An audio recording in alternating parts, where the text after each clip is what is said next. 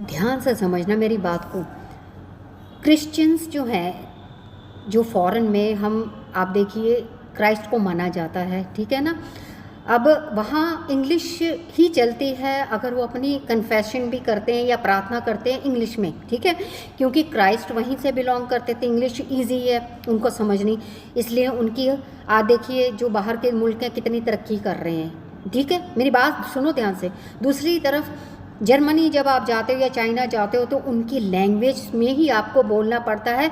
World language English निकाली गई है, लेकिन ज़रूरी नहीं है कि सबको समझ आए, अपने अपने कंट्रीज़ के रूल हैं। ऐसे ही देवों के पास अगर तुम प्रार्थना लेकर जाते हो तो संस्कृत में ही श्लोकों के द्वारा या किसी ज्ञानी बंदे से ही आप उस चीज़ का उच्चारण करके पाठ करें या अपनी बात उन तक पहुँचाएँ तो ही सुनी जाएगी। वहाँ अभी तक कोई ऐसी भाषा ईजाद नहीं हुई इंग्लिश की तरह जो कॉमन हो, समझ सकें।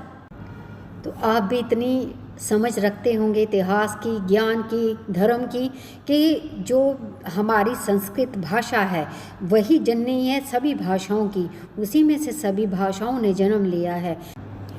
इसलिए आप टेक्निकली ये देखिए कि जो संस्कृत भाषा है उसकी जो वर्ड्स की अल्फ़ाबेट्स की फ्रीक्वेंसी है वो देवताओं के कानों तक ऐसे पहुंचती है जैसे मानो आप कहीं चाइना में है ना, और चाइना में अगर कोई जाता हुआ हिंदी का बोलता हुआ वर्ड आपके कानों तक पहुंचता है तो आप बहुत खुश हो जाते हैं और आपको समझ आ जाती है कि ये मेरे ही देश का कोई इंसान जा रहा है जो हिंदी बोल रहा है। ऐसे ही देवताओं को भी यही प्रिय है, और आप इस चीज़ को समझो, क्योंकि कॉन्स्टिलेशन में ये चीज़ें, ये जो ज्ञान है आप जब पढ़ोगे, देखो, सुनोगे, समझोगे तो आपको महसूस होगा।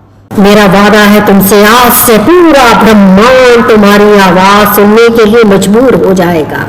तो शंभो।